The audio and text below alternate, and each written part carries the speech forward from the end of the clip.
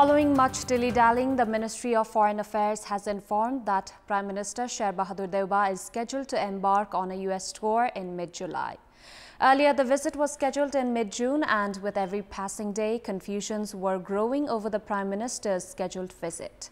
In the meantime, the government has also clarified that it is yet to write to the US regarding its reluctance to be a part of the State Partnership Program, which the government will be done at a time it considers appropriate.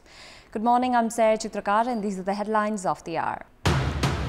CPN Mao Center proposes a collaboration of socialist forces, concludes that Nepali Congress was not sincere in the recently held local level elections.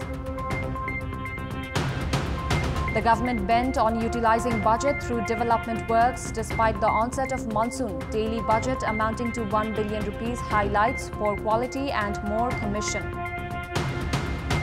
A gunman opened fires at one of Denmark's biggest shopping malls, killing 3 people, while several others were wounded, 3 of them critically, a rare incident in Danish history. And Novak Djokovic keeps his Wimbledon title win on track with a batting 4-set victory over Dutch wildcard Tim van Rijthoven. Tatiana Maria stunned to exceed Jelena Ostapenko. The second largest party of the ruling coalition, CPN Mao Center, has concluded that the leading party of the alliance, Nepali Congress, was not faithful and sincere in the recently held local level election. The political report presented by CPN Mao's chairperson Pushpa Kamal Dahal has mentioned that the understanding at the local levels is not up to the level of the center. Dahal presented his political report at yesterday's Central Committee meeting, which was held for the first time after the recent local level election.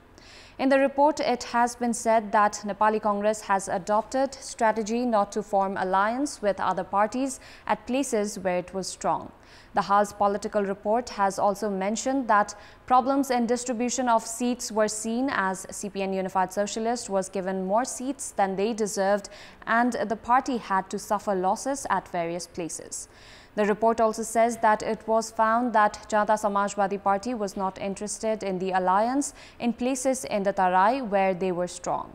At the meeting, the party's province in charges were of the opinion that former pro-Maoist leaders would compete in the election solely by themselves. However, some leaders stressed on the need to continue with the alliance, including Nepali Congress, for the upcoming election.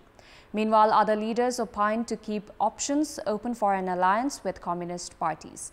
Majority of the leaders speaking at the meeting were of the opinion that the party's public base in rural areas is strong. However, it is minimal in urban areas, as they opined that top party leaders should run in the election in the urban areas. The party's Central Committee meeting that started yesterday will continue until this coming Tuesday. The Ministry of Foreign Affairs has said that homeworks are underway for Prime Minister Sher Bahadur Deuba's US visit. At a press conference hosted by the Foreign Ministry yesterday, its spokesperson Sewa Lamsal informed that the Premier's scheduled visit is much awaited and that the Ministry is working on to finalize the dates. Prime Minister Deuba will most likely leave for the US tour in the 3rd week of July. The Foreign Ministry has also informed that the government is yet to send a letter citing Nepal's unwillingness to participate in the much-debated State Partnership Program or SPP. Spokesperson Lamsal clarified that Nepal would proceed ahead with the correspondence at what she said the right time. Following a huge uproar, Nepal had decided not to be a part of the SPP on the 20th of June, about 2 weeks ago. There has been a long-standing trend of expediting development works with the onset of monsoon rains as the time coincides with the end of the fiscal year.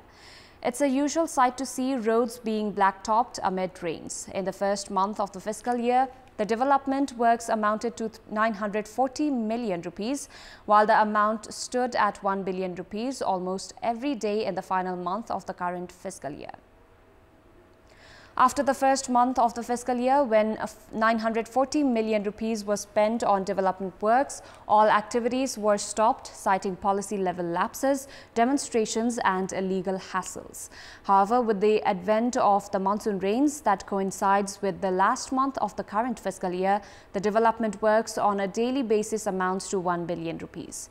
Some 15.2 billion rupees has been piped out in the past 2 weeks for development works. The blacktopping work is being done around Singadarbar, the country's administrative hub, and other main thoroughfares. The blacktopping is done in a number of busy lanes in the Kathmandu Valley, sometimes amid pounding rains. However, engineers themselves say that if rains continue to fall on the blacktopped surface, it would render the work useless. There is a public outcry that works done in this fashion only suits the commission agents at the expense of work quality. The war between Russia and Ukraine has disturbed the edible import mechanism around the world. This has led to many nations working on agriculture independence, citing possible food crisis in future. However, the government of Nepal is still indifferent towards the issue of food crisis. The concept of land bank was introduced to make use of cultivable barren lands. However, there has been no progress as of yet. The inability to make work procedures and regulations necessary to operate land bank for the past 2 years only highlights government apathy. This has left more than 1 million hectares of cultivable land barren in the country. The river banks in western Arghakachi that used to be covered with green crops of paddy during monsoon season have been left barren for years. People from Arghakachi who descended to Tarai have also reclined from farming, citing high expenses and lack of available workforce. It is not only in Arghakachi, but the narrative is similar in majority of districts such as Gulmi, Palpa, Syangza, among other hill districts. According to the Ministry of Agriculture, of the total available land spanning 4.1 million hectare, farming is only carried out in just over 3 million hectares of land. The cultivable land has also remained barren in Tarai districts of late, raising significant alarm. The government 2 years ago had introduced the concept of land bank to encourage farming on wastelands, a system where land areas were provided to willing farmers on certain bank interest. The scheme, in the absence of work regulations, has not materialized. Earlier, it was projected that if land bank had come into practice, it would have reduced foreign dependency on agricultural products by up to 300 million rupees annually, alongside supporting food security and generating employment at local level. However, the concept of land bank remains a far cry in the face of continued government apathy. In our Public Voice segment, we had asked people in several provinces who should play what role to avoid cultivable lands being left barren and increase productivity. Let's take a look at what they had to say.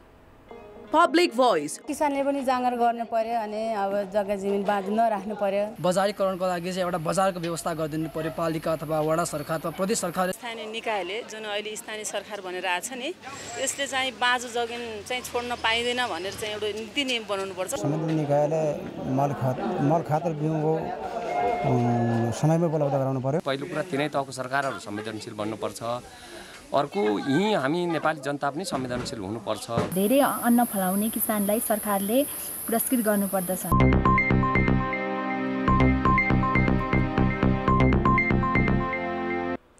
Additional 2,299,200 units of vaccines for children have arrived in Nepal.